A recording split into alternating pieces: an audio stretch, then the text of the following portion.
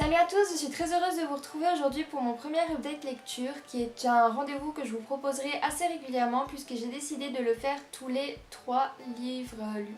Donc écoutez, on va commencer tout de suite. Alors le premier livre que j'ai lu ces dernières semaines, il s'agit de Miss Peregrine et les enfants particuliers de Ranson Riggs, publié aux éditions Bayard. Pour l'histoire, nous allons suivre Jacob Portman, un adolescent de 16 ans qui écoute depuis son enfance les récits fabuleux de son grand-père. Ce dernier, un juif polonais, a passé une partie de sa vie sur une minuscule île du pays de Galles où ses parents l'avaient envoyé pour le protéger de la menace nazie. Il a été recueilli par Miss Peregrine Faucon, la directrice d'un orphelinat pour enfants particuliers, où il a côtoyé une ribambelle d'enfants doués de capacités surnaturelles. Et donc un soir, Jacob retrouve son grand-père mortellement blessé par une horrible créature qui s'enfuit sous ses yeux, et donc bouleversé, il part sur l'île en quête de vérité. En découvrant le pensionnat en ruine, il n'a plus aucun doute, les enfants particuliers ont réellement existé. Et donc du coup, il va se poser la question, et s'ils étaient toujours en vie, aussi étrange que cela puisse paraître. Alors j'ai beaucoup aimé ce roman, qui était vraiment particulier pour le coup. J'ai beaucoup aimé suivre le personnage de Jacob, voir l'évolution de sa mentalité. Alors qu'au début, il se croit vraiment fou en fait, parce que il croit à moitié aux histoires de son grand-père, mais d'un autre côté, il veut pas y croire parce que c'est quand même assez fou en fait. Mais il se rend compte au fur et à mesure qu'il est très sain d'esprit. Sinon, un autre point que j'ai beaucoup aimé, c'est que la lecture était vraiment fluide. Je l'ai vraiment lu en un rien de temps. On a envie de savoir la suite. On est pris dans cet univers à la fois fascinant, étrange et parfois même pesant, puisque certains personnages mettent vraiment mal à l'aise. Sinon, je trouve vraiment que c'est une histoire très originale et très belle dans un contexte de Seconde Guerre mondiale qui est super bien expliqué, super bien développé. On a une bonne vision de la différence entre les années 1940 et le monde de maintenant. Un autre point fort de ce livre, c'est la mise en page, parce qu'en fait ce livre est plein de photos d'époque. Par exemple, celle-ci, je vous montre la première qui me vient. Et on a également des lettres. Du coup, en fait, on est encore plus immergé dans cet univers troublant et on se prend parfois même à se demander si tout ce que nous raconte Ranson Riggs n'est pas vraiment arrivé. Ça semble vraiment réaliste, je vous assure. J'ai beaucoup aimé les particularités des enfants que j'ai trouvé tous plus originaux que les uns que les autres pour le coup.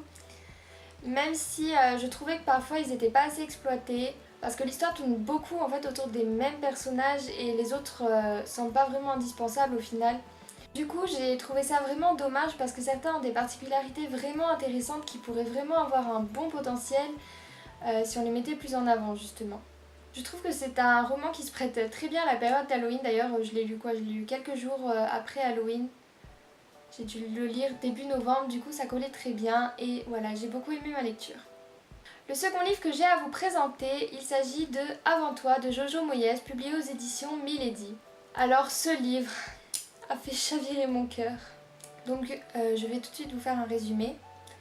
Nous suivons Lou qui est une fille ordinaire qui mène une vie monotone dans un trou paumé de l'Angleterre dont elle n'est jamais sortie en fait.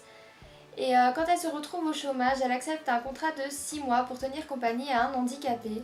Et malgré l'accueil glacial qu'il va lui réserver, Lou va découvrir en lui un jeune homme exceptionnel, brillant dans les affaires, accro aux sensations fortes et voyageur invétéré. Mais depuis l'accident qui l'a rendu tétraplégique, Will veut mettre fin à ses jours et Lou n'a que quelques mois pour le faire changer d'avis. Pour mon avis maintenant, ce livre est vraiment bouleversant. Je l'ai trouvé vraiment très beau. L'histoire est très juste et très belle. Et c'est vraiment, on n'a vraiment pas une vision de la maladie de Will très néfaste en quelque sorte parce que c'est vraiment, on a plus la vision de l'espoir, même si évidemment le sujet de l'euthanasie est beaucoup abordé. Et je trouve qu'on a vraiment un beau message d'espoir et du fait qu'il faut vraiment profiter de chaque instant de la vie parce qu'on ne sait pas ce qu'elle peut nous réserver et que justement on peut très bien se retrouver du jour au lendemain en fauteuil roulant à ne plus pouvoir rien faire et juste d'attendre que la mort vienne. J'ai beaucoup aimé les deux personnages principaux, donc Will et Lou, même si j'avoue que j'ai une préférence pour Lou, c'est vraiment le personnage que j'ai préféré dans ce roman, je la trouve vraiment... Elle est vraiment atypique, elle est géniale, elle a un style vraiment particulier et c'est une fille très douce à la fois et elle est pleine de compassion et de bons sentiments mais elle fait tout maladroitement même si elle dit tout le temps qu'elle n'est pas maladroite d'ailleurs mais moi je l'ai trouvée maladroite quand même. Je l'ai trouvée très émouvante parce qu'elle s'accroche vraiment, elle essaye encore de redonner le sourire à Will et franchement j'ai adoré. Je vais pas trop vous en dire plus pour ce roman parce que je pense que c'est un livre qu'il faut vraiment découvrir par soi-même. Je ne veux absolument rien vous dire de la fin. Et voilà, retenez juste que j'ai vraiment adoré et c'est une histoire qui m'a beaucoup émue. Et enfin, le dernier livre que j'ai à vous présenter, il s'agit de Ma raison de vivre de Rebecca Donovan, publié aux éditions Pocket Jeunesse. Donc en réalité, j'ai aussi lu le second tome, Ma raison d'espérer, mais je ne vais vous présenter que le premier pour ne pas vous spoiler. Du coup, dans ce roman, nous suivons Emma, qui est une jeune fille de 16 ans, il me semble, qui vit avec sa tante et son oncle pour des raisons que je vous laisserai découvrir en lisant. Et elle vit des choses absolument atroces, mais je ne vous dis pas quoi. Et du coup, elle se ferme les portes à tout, en fait. Parce qu'elle a tellement souffert qu'elle ne veut plus souffrir. Mais un jour, elle fait la connaissance d'Evan, qui va clairement bousculer sa vie. Pendant tout le roman, ou presque, enfin pendant une bonne grande partie, elle va essayer de le repousser, même si elle ne peut nier son attirance pour lui. D'ailleurs, même moi, je ne pense pas vous spoiler en vous disant ça, puisque c'est évident qu'il va y avoir quelque chose entre ces deux personnages. Et j'ai trouvé que c'était un roman très juste en fait. Je l'ai trouvé émouvant. Je trouvais qu'il parlait assez bien d'un sujet délicat, très délicat même, parce que vraiment ce que vit Emma, c'est horrible. Il y a un personnage que vous allez détester en lisant ce roman, mais quelque chose de... C'est un personnage vraiment monstrueux qui vous êtes là et vous dites mais comment c'est possible d'être comme ça en fait, comment c'est possible d'avoir une telle dose de cruauté. Et ça m'a beaucoup émue, mais d'un autre côté, on n'a pas ce côté vraiment grave.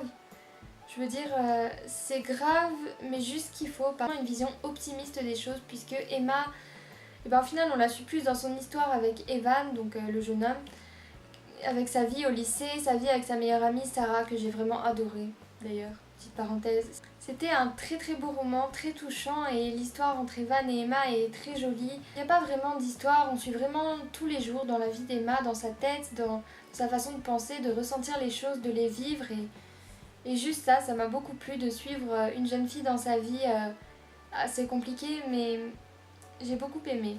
Du coup, je vais vous parler brièvement du second. Donc pour ce second tome, je ne vais pas du tout vous dire de quoi il parle. Je veux simplement vous donner mon avis, qui est que j'ai un petit peu moins aimé celui-ci parce que, je sais pas, c'est un tome intermédiaire, il y a un troisième tome après. Ouais, on voit vraiment que ça fait une espèce de transition entre le premier et le troisième tome. Cela dit, je l'ai beaucoup aimé et je l'ai fini tout aussi vite que le premier. Pourtant c'est des belles brides de 600 pages par là. Pour ce deuxième tome, j'ai vu qu'il y avait vraiment pas mal de gens qui ne comprennent pas les décisions que prend Emma, ou ses réflexions, ou ce qu'elle peut penser dans ce tome-ci.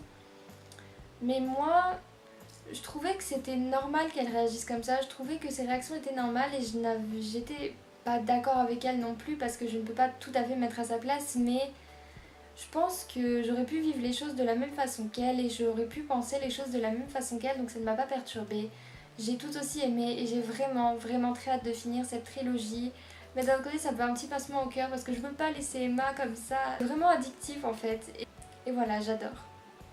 Donc voilà, c'en est tout pour cette update lecture. J'espère que ça vous a plu. J'espère que je n'ai pas trop perdu mes mots ou que je n'ai pas trop bafouillé. En tout cas, je vous fais des gros bisous. Je vous souhaite de passer de très bonnes lectures et je vous dis à très bientôt pour une prochaine vidéo. Salut!